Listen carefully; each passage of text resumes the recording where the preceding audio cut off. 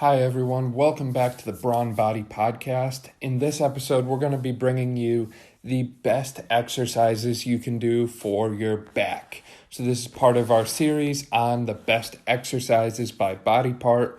So far we've gone over shoulders, arms, and chest. So if you're interested in any of those, I highly encourage you check out those episodes or the show notes on our website, brawnbodytraining.com. So as I said, this episode is all about the back. So we're going to start with reviewing back anatomy. Then we're getting into the best exercises for your back and how to program those exercises effectively in your workouts, especially when we talk about pairing back exercises with chest exercises. So that classic pull-push kind of pairing. I said in the last episode that we were going to explore that a little more, so we're going to dive in a little deeper there and make sure you know what you need to know in order to program these exercises in your workouts effectively. So starting off with the anatomy of the back, and the way I'm going to approach this is the muscles that are more superficial, so more visible, to the deeper muscles that are there but you can't really see. And I'm going to start proximal to distal or top down. So the first muscle I want to review is the traps or the trapezius. And this muscle attaches to your skull, it attaches to your neck, and it attaches to your upper thoracic spine. So upper portion of the mid-back, around where your scapula or shoulder blades are. And this muscle runs over to attach onto the scapula and the clavicle. So it kind of makes this trapezoid-like shape, which is why we call it the trapezius or the traps. Because of that, there's 3 different parts to this muscle. It's one muscle, but we break it up into 3 different sections based on the orientation of the muscle fibers. So the first portion from the skull is what we call the upper trapezius or the descending fibers. So they run top down. We then have the middle trapezius or the middle traps, which run mostly from the neck and the upper portion of the thoracic spine over to places like the scapula and the clavicle. So it's kind of a straight over kind of approach. And then we have the lower trapezius or the ascending fibers. So these are the muscle fibers on the lower portion of the middle back that run upwards. So again, it kind of gives the muscle this trapezoid type shape to it. And this muscle primarily does elevation of the scapula. So it's going to do something like a shoulder shrug. But because of its other attachments, it also acts on some of our other joints in our shoulder girdle, like the acromioclavicular and the sternoclavicular joint. Basically, the joints between your clavicle and your sternum, and your clavicle and your scapula. In addition to elevation, the middle trapezius is also important for retraction, so pulling the shoulder blades back. And the lower fibers are also important for scapular rotation and depression. A little note on scapular depression, because we're going to talk about that more when we review the lats.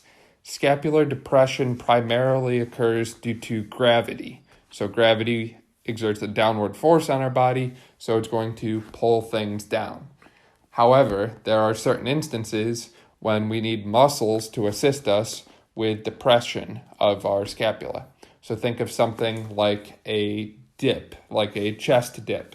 When you're doing a chest dip and pushing down actively, you're depressing your scapula. So if you do your dip right, you're going to feel activation in these muscles in your back, even though you're primarily working your chest.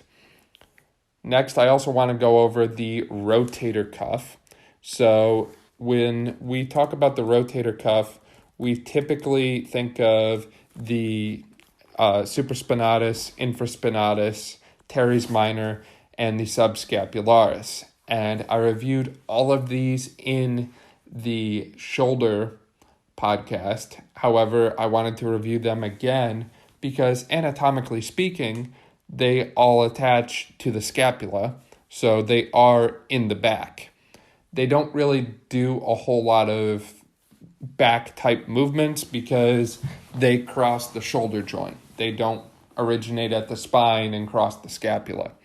They do, however, extend the shoulder and externally rotate the shoulder, specifically the teres minor and the infraspinatus or infraspinatus, both externally rotate and extend the shoulder, or horizontally abduct the shoulder. So to a certain extent, you could say that they will be synergistic in some of your back movements. However, they're not going to be the primary movers. They're not the big guys, so to speak.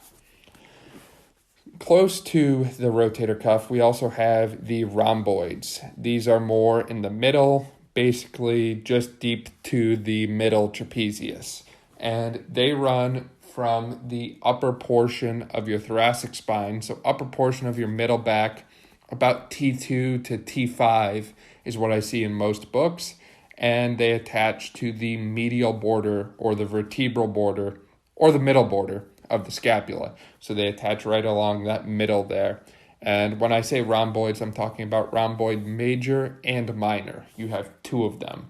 And the major, shockingly enough, is larger than the minor, and they appear as sort of a rhombus kind of shape.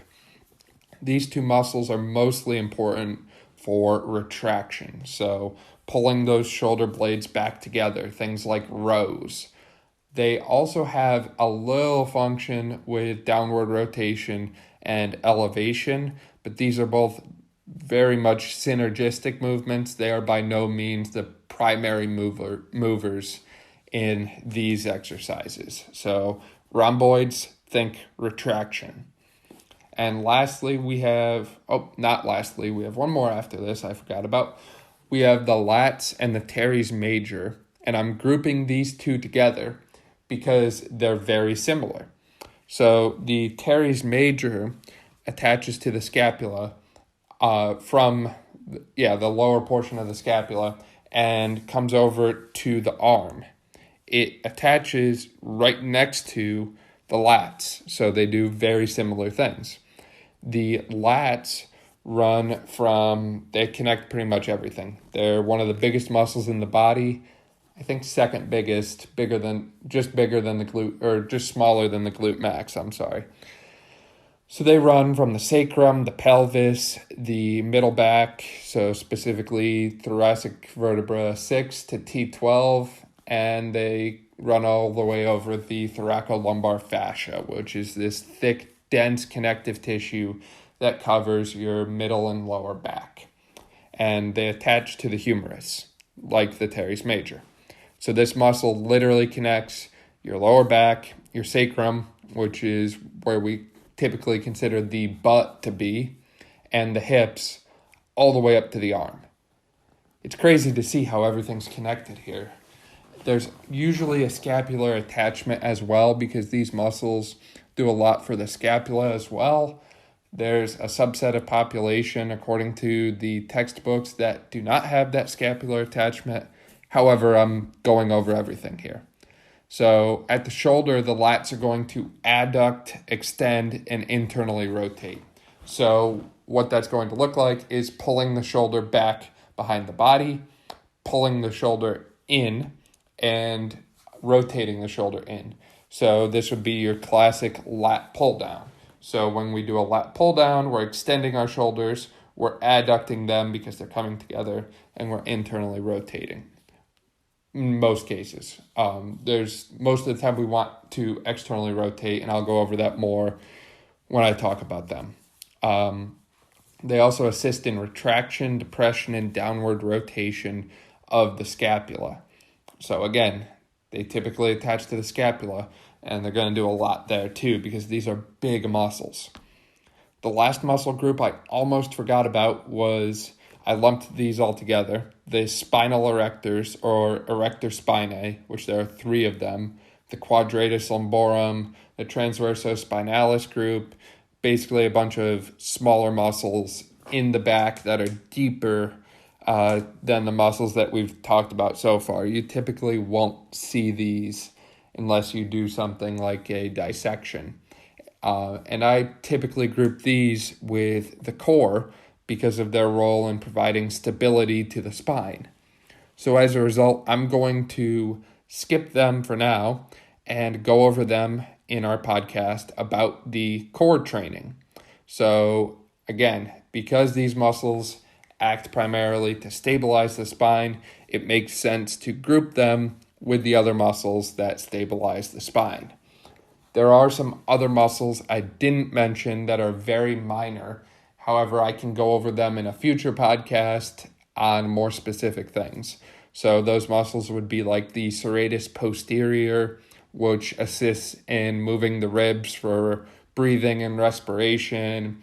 The different suboccipital muscles, so they're up in the top portion of your neck where your neck meets your skull, and they help you move your head around. I can go over those in more detail later on in a future episode, but for now we're focusing on back exercises. And typically when we think of back exercises from a strength and fitness point of view, we think of these bigger muscles. So now that we've gone over the back anatomy, let's dive into the exercises. How can we strengthen these muscles or grow these muscles? So first, and what I would consider by far the most effective back exercise, is the pull-up and the chin-up, especially when you load these with weighted variations. So for me personally, weighted pull-ups and chin-ups and their variations have done more for any other exercise in building a big, strong back. They target the lats specifically, so they hit the biggest muscle in the back, and they add some great width, or wings, as some people call them, to the back. However, they will activate all the other muscles too, to some extent. So you're still going to see some retraction, so some trapezius and rhomboid activation in a pull-up or chin-up, even though it's a vertical pulling movement. This is also a closed chain exercise, which typically activates more muscle than an open chain exercise. And what that means is the segment that you're holding on to does not move. So the pull-up bar does not move whatsoever. You can do these pretty much anywhere too, as long as you have access to a sturdy and stable pull-up bar. And like I said, there's a lot of variety to these too. You can do narrow grip, wide grip, neutral grip. You could do one of those bent bars where your wide grip is kind of like at an angle. You can do the over-under pull-ups like I do, archer pull-ups, gymnastic rings. There's so much variety you can do with just a simple exercise. You pretty much never get tired or bored of doing pull-ups. I typically program these early in my workouts because, like I said, I like to load them, and I mix up how much and how heavy I load this exercise. So there's times when I'll do 3 to 5 sets of lower repetitions, 3 to 6 reps. And then there's times where I'll do higher reps, so 3 to 4 sets of 8 to 12 reps, for example. My general rule is if you can do 3 sets of 10 pull-ups with good form, then you should start loading and progressing with the exercise. As far as how much I load my pull-ups and how I do the tempo, I like to work up to things or progress. So I'm not going to start right off at a 100-pound weighted pull-up. So I'll do a 25-pound, then a 50-pound, and then I'll go to 100. So if I'm doing the heavier pull-ups, then I typically work in that higher weight range, 90 pounds plus. If I'm doing the higher rep, I typically work in that lower weight range for me, which is like a 25-pound to 45-pound or 50-pound range. And I know some of you are listening to this and saying, oh my gosh, like I could never do that. But it is very possible to do that and get there. I've just been doing pull-ups for a very long time, and I really enjoy the exercise, and I've gotten really good at doing them. I typically program one variation per day when I train pull-ups, and I typically do pull-ups 3 days a week. So 3 variations a week. I like to do a heavy, a light, and a other sort of day. So one day I do a heavy pull-up or a heavy chin-up.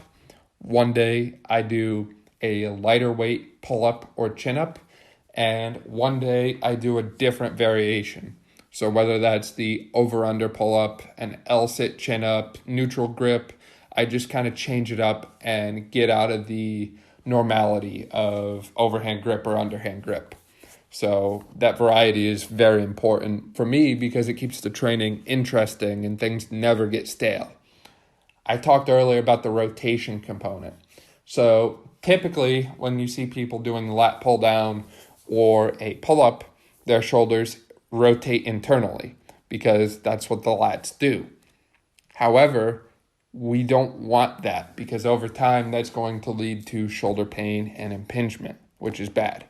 So what we want is we want our shoulders to externally rotate even though we're pulling with our lats, which internally rotate the shoulder. So this is where that rotator cuff group comes in. And they're actually going to pull our shoulders into external rotation, even though the lats are fighting for internal rotation. That helps keep our shoulders safe and healthy. That's all well and good, but like I said, most people don't do that. So how do we know that we're doing that? And how can we make sure that our shoulders are externally rotating? The cue I love to give people is to try and break the bar. So grab onto the bar when you're doing your pull-ups or chin-ups as hard as you can, and then try and break it. Try and pull it apart and bend it in half. And when you're doing that, notice how your shoulders, instead of coming in, kind of open up and rotate to the outside or externally rotate. So try it now. Reach up overhead, squeeze your fists together, and try and bend apart like you're bending a bar in half or breaking a bar. You notice that your shoulders kind of open up and rotate outwards. And that's what we're after when we're doing the pull-up. The other key I like to tell people is to keep everything tense. I get a really good core workout from doing pull-ups. And people look at me all the time like I'm crazy. But when you're doing this exercise, tense everything. Squeeze your core, squeeze your glutes, contract that pelvic floor, straighten your legs, and activate your quads. Try and squeeze your calves if you can. Build tension throughout the body. And turn this into a full body exercise, even though you're only primarily using your back. The reason I've been pushing the tension so much lately in these podcasts is because the more tension you have in your body, the more you're going to be able to lift and move. So that pretty much sums up the pull-ups and the chin-ups and how I do them in my own exercises. I'm going to jump down here a little bit and talk about lat pull-downs because they're basically the cable machine version of pull-ups. So if you're someone who's struggling with being able to do full range of motion pull-ups or you don't have the strength yet to do them, start with lat pull-downs. You can still work them and program them the same way. Heavy and light, you can get plenty of variations with different cable machine attachments. You can even do single arm pull-downs, kneeling pull-downs, you name it. So I typically use pull-downs once or twice a week max. So I maybe give them 6 to 8 sets a week, and I use it as an eccentric accessory. So if I really want to slow down and really feel the muscles contracting and working, I'll use the lat pull down. And I'll do a 5-second eccentric with a 2 to 3 second isometric hold at the bottom. And that really enhances that mind-muscle connection to the lats. So we've talked extensively about the lats, but we cannot forget the rhomboids and traps. So my go-to for those muscles is dumbbell rows and dumbbell row variations. I will also add TRX rows in here too. I do really enjoy the suspension trainer rows. Reason I bring that up is you have to have everything tight and tense when you're using this suspension trainer or the TRX. So you're basically in a plank, so to speak, because your core is active, your glutes are active, your quads are contracted, everything is tight and tense so that when you pull, you're pulling through your back and your whole body moves. You have to lock everything else. So again, that's kind of one of my go-to exercises. The reason I'm not bringing up barbell is a lot of people, when I program barbell rows, complain about their lower back getting tired and fatigued. So when I program, we typically do Monday, Tuesday, and Thursday, Friday, or some other combination of 4 days a week. And the lower back gets a pretty good workout from core training and leg day, so squats, deadlifts, hip thrusts, lunges, all that sort of thing. So from our standpoint, why do we want to fatigue that more when it's already getting a really good workout? And when those muscles are tired and fatigued, we're at a higher risk for injury. So I like to avoid barbell rows. That's not a set in stone, never do barbell rows. In general, most people do not need to do them to gain muscle and strength. So I just prefer to skip the exercises that are less effective in that sense. So with the dumbbell row, my favorite variation is the chest supported on an incline bench dumbbell row. You're working each arm independently, so you're going to even out any imbalances caused by pull-ups and lat pull-downs. And you're also going to really isolate those middle back muscles, even though this is a compound exercise. Again, you're activating a lot of muscles with any kind of row variation, but by doing it on an incline bench, you're preventing yourself from cheating and swinging the weight, and you're really targeting that middle back, and it's really hitting those muscles effectively. As I said, I mentioned the TRX, and that's something I like to program in place of barbell rows. So instead of doing barbell rows, we'll do the TRX, and people generally like that because it's easy to load. You can add a band resistance or a weighted vest, and you're getting a great core workout at the same time. It's also just going back to the concept of mastering the basics because it's a body weight calisthenic style exercise. So if you can't do the basic movements, maybe you shouldn't progress to the more advanced extreme movements in some cases. The other nice thing too is you can do it pretty much anywhere. Suspension trainers are relatively cheap compared to some other gym equipment, and they're portable. They're lightweight, they break down, and you can move them anywhere, and you don't need any fancy attachment most of the time. You can do it off of a door, for example.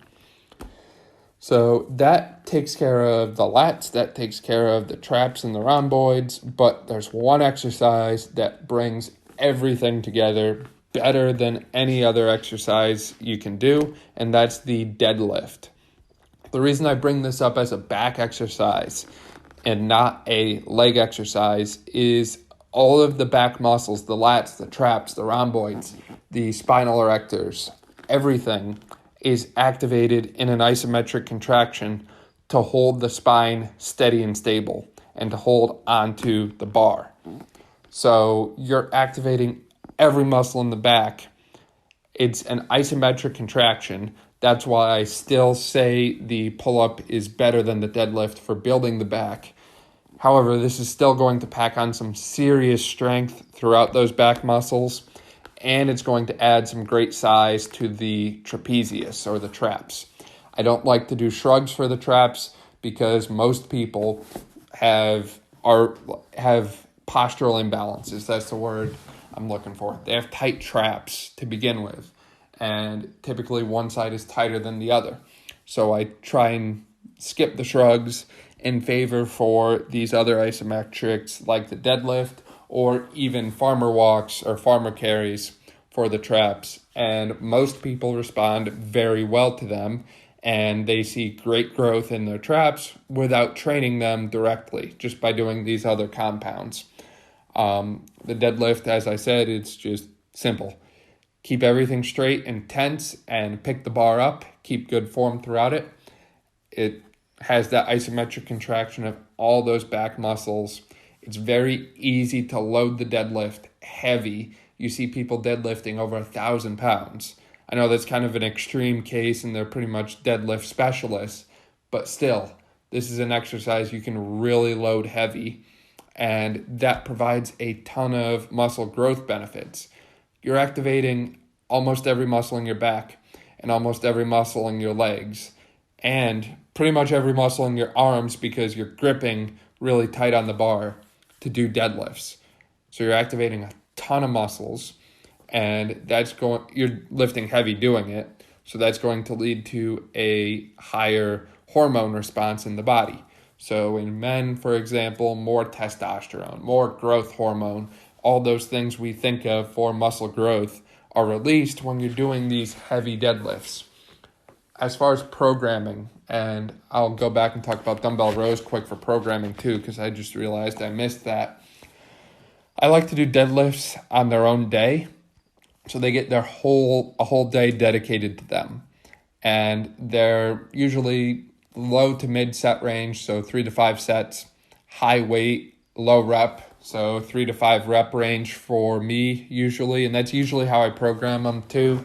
I usually keep the reps a little lower, or we'll do some kind of pyramid scheme, so we'll do 3, 4, 5, or 4, 6, 8 in our reps, but in general, early in the workout and mid-range for sets and low reps, high weight.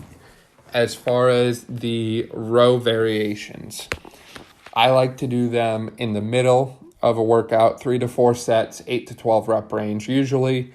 Obviously, you can play around with that and change it up, but that's kind of the sweet spot for my training and what I've seen in my clients so far. Everyone seems to be most effective in that mid-tier range, so to speak. So now that we've talked about the exercises, let's talk about programming them a little more extensively in your workouts, because it's great to know these exercises, but how do you put it together into a workout? So if you're someone who does the classic back day, one day dedicated to only back muscles, then I would put this together like so. Pull up, whether it be weighted or chin up or some kind of pull up variation. And if you can't get the pull up, then do the deadlift. So pull up or deadlift first, follow that with a row variation to hit that middle trap and end with lat pull down to go back to the lats. And if you want to throw an isolation exercise in there, I didn't really touch on those extensively because, again, we're talking about the most effective exercises. And isolation exercises where you work one muscle specifically at a time are not the most effective and efficient ways to gain muscle. That's just how it works. However, if you wanted to, you could end with something like a shrug. If you don't have traps that are growing quickly, you could end with a straight arm lat pull down or a dumbbell pullover to target the lats more extensively, something along those lines. I typically program a chest and back together style approach, so pulling and pushing. And if I do that, I always pull before I push. So we tighten down the back and then we press. So think of an exercise like the bench press.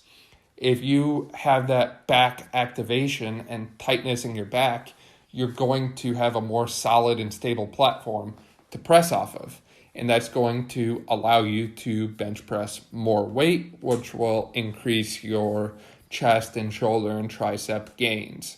So again, back first, then chest, pull, then push. And I typically do 2, maybe 3 superset pairings like that. And I like to break them up by how the pull and push is. So let's take the pull up, for example, again. When I do a pull up, I'm doing a vertical pulling style movement. I'm pulling my body up. So vertical displacement.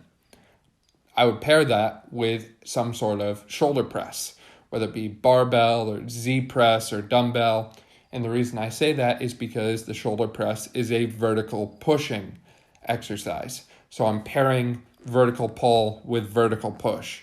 Or if I wanted to do bench press, which is more of a horizontal style pressing exercise, because anatomically when we're standing, a bench press would be us pressing a bar in front of us. So I would pair that with something like a seated row or a dumbbell row or other row variation. My favorite actually is the TRX row. I'll do a weighted TRX row for 8 to 10 reps, and then I'll drop the vest and I'll do a barbell bench for 8 to 10 reps as well, usually 4 sets. And that's by far one of my favorites. As always, make sure you're gripping and tensing the bar or dumbbell throughout your movements. We went over sets and reps already. Rest periods in general, if you're going for strength, so something like a deadlift, a longer rest period, like a 2 to 3 minute rest period, is going to be more effective because it allows you to recover better. However, some people are not going for sheer strength and power, and they're going for size, or they're going for endurance. So if you're looking for endurance in the back, then you're going to do shorter rest periods, like 30 seconds. And if you're going for that size, you're going to be somewhere in the middle, 45 to 75 second rest period for most cases. Only thing I didn't mention, and I want to touch on real quick, is a lot of people like to do a pull day where they do back and biceps together. And as I talked about in the arm exercise podcast, the most effective exercises you can do for your biceps in this case, because we're talking about pulling, are things like weighted pull-ups and chin-ups. So if you're doing them already, you're not going to need to hit your biceps with 10 to 15 sets of curls after you've already done the pull-ups and the pull-downs and the rows and all this other stuff. So what I would do is pick one curl variation if you're doing a back and bicep type day, and focus it on the part of the biceps that you're not seeing growth in. So for example, if you're not seeing growth in the short head of your biceps, so the middle portion, even though you're doing the weighted chin-ups and pull-ups and pull-downs and rows, then target that portion of the biceps specifically. So that would look something like a preacher curl or a spider curl, something where the elbows are way in front of the body. And likewise, if you're having issues with the long head of the biceps or the outer portion, or maybe you want to bring out the brachialis or brachioradialis a little more, then you would look for something more like a hammer curl or an incline curl or even a reverse curl.